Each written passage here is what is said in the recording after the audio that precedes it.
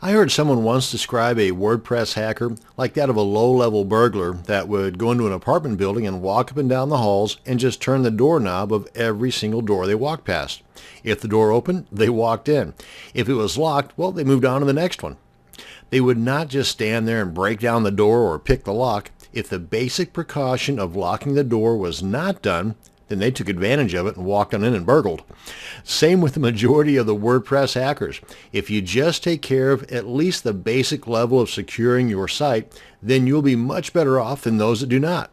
This video will walk you through some of those basics that everyone should do in securing their site, and we're going to do it in under 5 minutes. Now, first off, we're going to go through and just do some basic house cleaning, because we do not want the average hacker to come by and see that this is a new install by seeing on the main page the hello world, which is the default post that comes with every single fresh install. Because if they see this, they might go into thinking that there are certain vulnerabilities that you have not yet taken care of.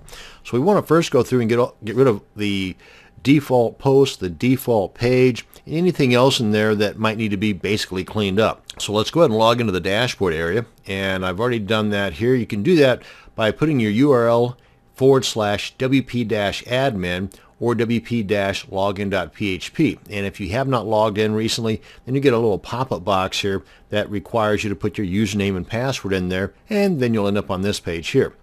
Now right down here, by the way, you can see that we are on version 3.5.1. That'll come in handy here in a second, so just kind of make a mental note of that. So first off, we want to go into Post and Pages. Wait a minute, before we do that, let's bring in my timer here so I know that this is going to be done in less than 5 minutes. There we go. Let's go ahead and click this guy, get him started. And by the way, a little hint, if you go into Users and click on Add New and create a new administrator account, then delete the default admin username administrator account, then that will automatically delete all of the associated posts and pages that were assigned to that original admin. That is, of course, if you don't reassociate them with the new one. That said, let's go on into Posts, go to All Posts, and really you shouldn't have admin as your username anyway. That's a major no-no. And let's go ahead and get rid of the Hello World, trash that one. Come on into Pages, get rid of the sample page, that's the default guy there, trash that one. And while we're in the cleanup mode, we want to, oh yeah, and if you're in an older version of WordPress and you've got the old blog roll thing that was defaulted installed on your site, go ahead and get rid of all those links in there too. I never liked them anyway, but some people do. If you don't, then I'd say get rid of them. Come on into plugins and the themes and make sure that you've got all your most recent updates done. And you do that by coming up here to the dashboard, going to Updates.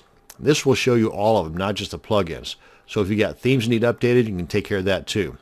Let's go ahead and get rid of this guy here, get him fully updated. And that's also where you can see the updates for the core of WordPress as well. That would be right here. But you can see here where we've got the most recent going right now.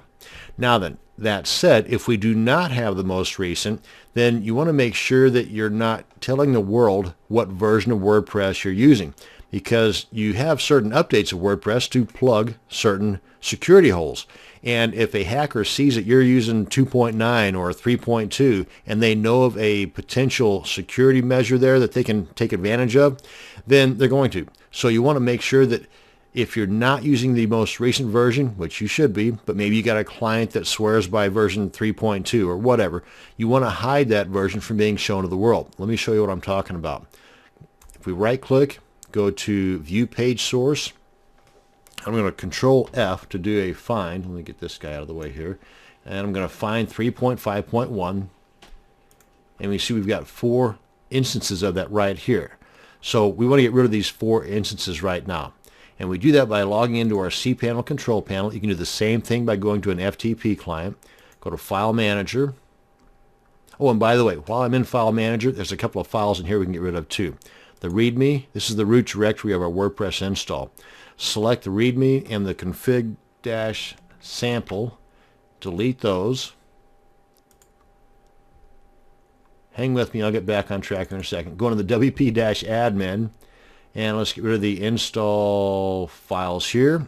That's the helper and the install PHP file. Select those two, delete those. Now then, let's get on back to our functions. That's in the, yeah, we want to go to the themes. WP-content, themes, open that up, and I'm in the 2012 theme right now. We want to come on down to the functions.php, select that, go to code editor, edit that, and we've got 2 bits of code that we want to install here to make those bits of code invisible, or the versions invisible. So we come all the way down to the bottom of the code here, put our cursor right there, and we're going to paste this code in there. You can freeze the video if you want just to copy this stuff down. We want to remove the WP version meta tag and from the RSS feed, and we want to remove the versions from any other stuff that's showing it, like the style.css. Come on up here and save changes. Now we want to come on back here and let's close this guy out here. Refresh that. And then let's take a view of that source page again. And Control F. Get you out of the way there. And see how many we got? 0 for 0. So that's going to clean things up for us, both on the front end, the back end, and in some of the coding in the root directory as well. Now, of course, there's a few other things you might be able to do, but for the basics, this is what we're looking at. And we were able to do all this in under 5 minutes. So now there's no excuse not to lock your door. Thanks for watching this video, and you have a great day.